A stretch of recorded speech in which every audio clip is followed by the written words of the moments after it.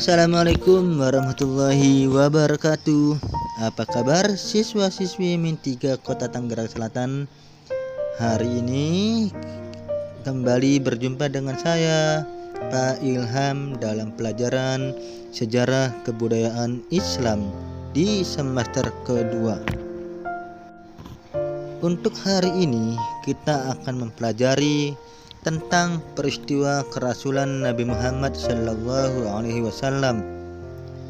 Seperti yang telah kita ketahui dan pelajari bersama, pada bab sebelumnya menjelaskan tentang masa dewasa Nabi Muhammad Sallallahu Alaihi Wasallam. Pada saat itu Nabi Muhammad menikah dengan Sayyidah Khadijah radhiyallahu anha. Nabi Muhammad menikah dengan Siti Khadijah pada saat beliau berusia 25 tahun, sedangkan Siti Khadijah pada saat itu berusia 40 tahun. Nabi Muhammad menikah dengan Siti Khadijah dengan mahar atau mas kawin sebanyak 20 ekor unta muda. Dari pernikahannya dengan Siti Khadijah radhiyallahu anha, Rasulullah dikaruniai 6 orang anak, 2 anak laki-laki dan 4 anak perempuan. Nah, mari kita belajar tentang peristiwa kerasulan Nabi Muhammad Sallallahu Alaihi Wasallam. Pada peta berikut, Nabi Muhammad saat itu berusia 40 tahun. Beliau terbiasa melakukan kegiatan selama bulan Ramadan, yaitu uzlah atau mengasingkan diri untuk bertafakur. Bertafakur di sini artinya memikirkan. Memikirkan apa? Untuk merenungkan dan memikirkan keadaan penduduk kota Makkah yang sesat dan penuh maksiat. Pada saat itu banyak penduduk kota Makkah yang melakukan penyembahan berhala, banyak melakukan maksiat dan lain sebagainya. Oleh karena itu Rasulullah mengasingkan diri ke sebuah tempat yang bernama Gua Hiro. Di Gua Hiro, Rasulullah bertafakur.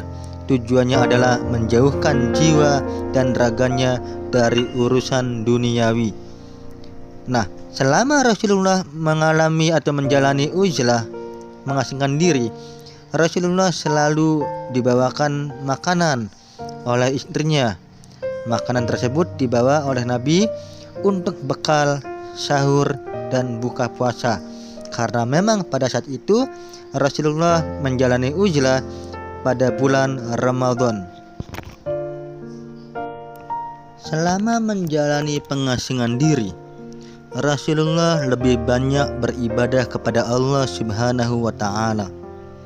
Rasulullah berpikir bagaimana caranya agar penduduk kota Mekah beribadah hanya kepada Allah Subhanahu wa Ta'ala, bukan beribadah kepada Tuhan-Tuhan yang mereka sembah pada saat itu, yaitu berhala. Seperti yang kita ketahui bahwa jumlah berhala yang ada di kota Makkah pada saat itu adalah 360 berhala, di mana 4 berhala yang besar berada di Ka'bah. Di antaranya adalah Latta, Uzza, Hubal, dan Manat. Berhala Hubal bahkan disimpan di dalam Ka'bah. Selain memikirkan bagaimana caranya supaya penduduk kota Mekah tidak lagi menyembah berhala, Rasulullah juga memikirkan bagaimana supaya penduduk kota Mekah tidak lagi menjalani maksiat. Pada saat itu kota Mekah benar-benar dalam keadaan jahiliyah. Jahiliyah di mana artinya adalah zaman kebodohan. Kenapa demikian? Karena pada saat itu banyak penduduk kota Mekah yang mengubur anak perempuannya hidup-hidup, serta banyak bermaksiat, berzina, dan lain sebagainya.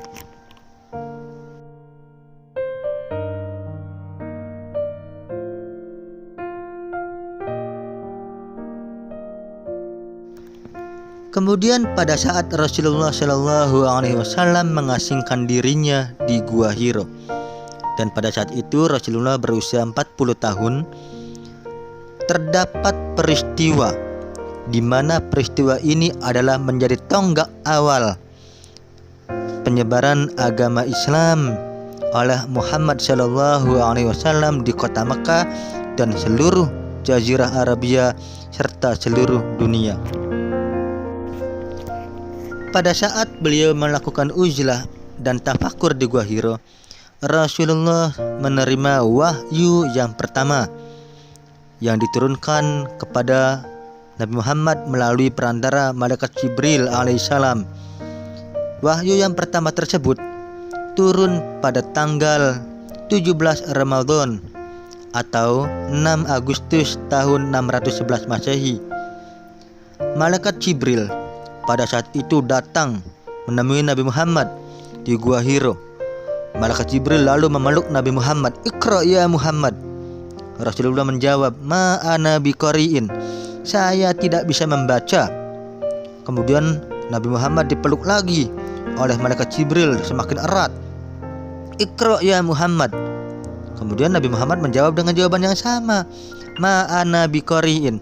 Saya tidak bisa membaca. Dan akhirnya untuk ketiga kalinya Nabi Muhammad dipeluk oleh malaikat Jibril dengan pelukan yang erat. "Iqra bismi rabbikal ladzi khalaq. Khalaqal insana min 'alaq. Iqra wa rabbukal akram. Alladzi 'allama bil qalam. 'allamal insana ma lam ya'lam." Itu adalah wahyu Allah yang pertama yang diturunkan kepada Nabi Muhammad Shallallahu Alaihi Wasallam untuk disampaikan kepada umatnya. Peristiwa turunnya Al-Quran atau wahyu yang pertama tersebut, kita sebagai umat Islam biasanya memperingati dengan nama malam nuzul Al-Quran atau malam turunnya Al-Quran atau Lailatul Qadar yang setara dengan 1000 bulan. Wahyu yang pertama kali turun diawali dengan kata Iqra yang artinya adalah bacalah. Kenapa diawali dengan kata Iqra? Pada saat itu Nabi Muhammad adalah seorang yang ummi. Apa itu arti ummi? Ummi artinya adalah tidak bisa membaca dan tidak bisa menulis. Karena memang Nabi Muhammad adalah orang yang tidak bisa membaca dan menulis pada saat itu, anak-anak semuanya. Nah, kalau misalnya seandainya Nabi Muhammad bisa membaca dan menulis, tentunya orang-orang kafir Quraisy, penduduk kota Mekah, menganggap bahwa Al-Quran yang disampaikan oleh Nabi Muhammad adalah buatannya. Tetapi hal itu terbantahkan karena Nabi Muhammad adalah seorang yang ummi, tidak bisa membaca dan tidak bisa menulis. Maka logikanya adalah tidak mungkin Al-Quran dengan bahasa yang indah ini dibuat oleh Muhammad Sallallahu Alaihi Wasallam.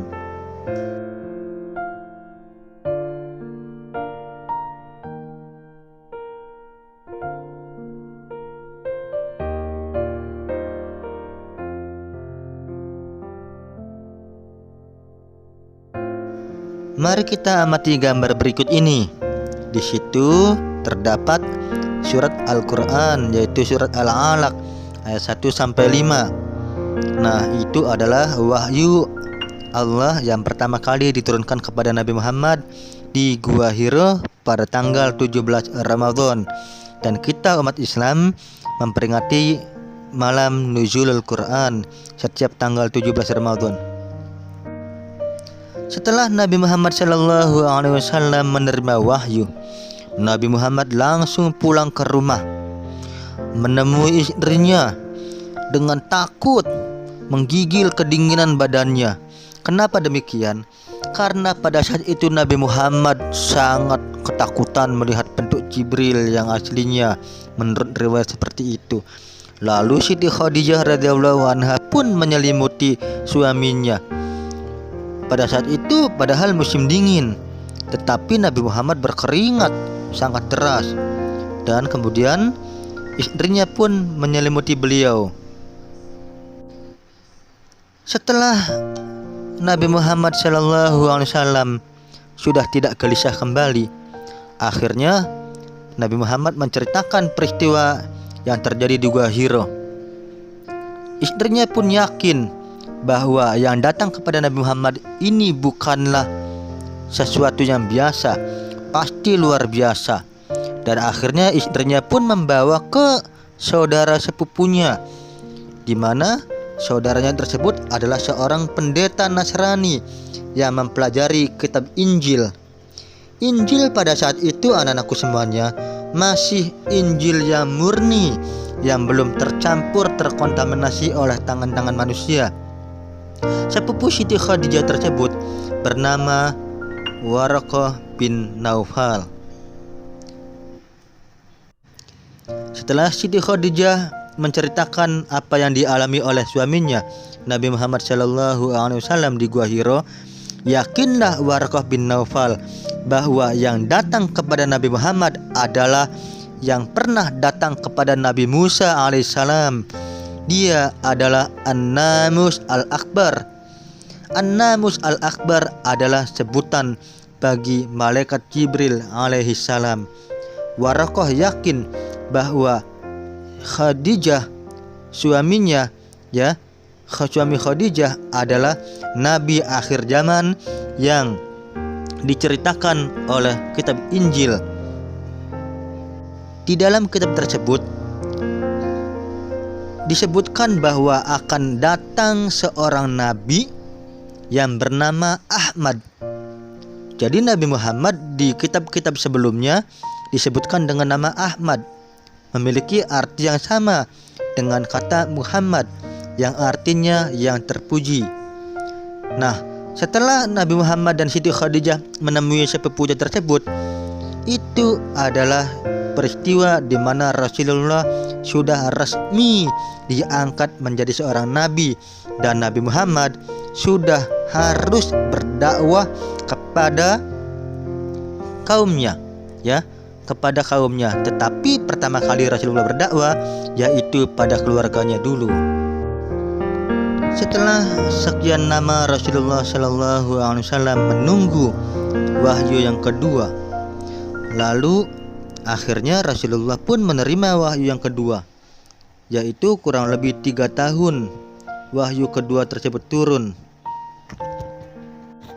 3 tahun setelah peristiwa turunnya wahyu yang pertama, baru turun wahyu yang kedua.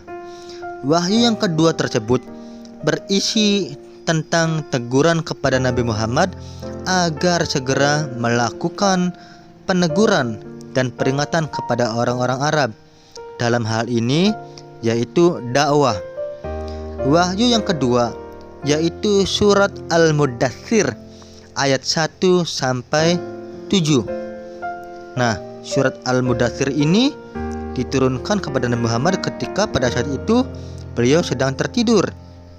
Makanya bunyi wahyu yang kedua diawali dengan kalimat ya ayyuhal muddatsir, hai orang-orang yang berselimut, hai orang yang berselimut. Nah, itu adalah wahyu yang kedua. Kalau misalnya kalian baca secara lengkap, silakan kalian buka di juz 29. Nah, hati Nabi Muhammad setelah turun wahyu yang kedua tersebut menjadi yakin dan tentram, dan Nabi Muhammad yakin bahwa dirinya adalah seorang nabi Allah yang diutus kepada kaumnya untuk menyampaikan ajaran agama Islam. Nabi Muhammad langsung melakukan dakwah untuk pertama kalinya. Dakwah yang pertama kali beliau lakukan adalah kepada keluarganya dahulu. Yang pertama adalah istrinya Siti Khadijah radhiyallahu anha. Kemudian kepada ponakannya Ali bin Abi Thalib radhiyallahu anhu. Memang pada saat itu Ali bin Abi Thalib tinggal di rumah Nabi Muhammad. Siti Khadijah adalah perempuan pertama yang masuk Islam, dari golongan perempuan. Sedangkan Ali bin Abi Thalib adalah anak kecil, anak kecil yang pertama kali masuk Islam. Kemudian Rasulullah mulai berdakwah kepada saudaranya yang terdekat, temannya yang terdekat, yaitu Abu Bakar As-Siddiq radhiyallahu an. Demikianlah pembahasan pertama dari kerasulan Nabi Muhammad Shallallahu Alaihi Wasallam. Minggu yang akan datang atau pada video pembelajaran kedua, kita akan jelaskan kembali tentang materi yang sama, yaitu kerasulan Muhammad. Terima kasih. Assalamualaikum warahmatullahi wabarakatuh.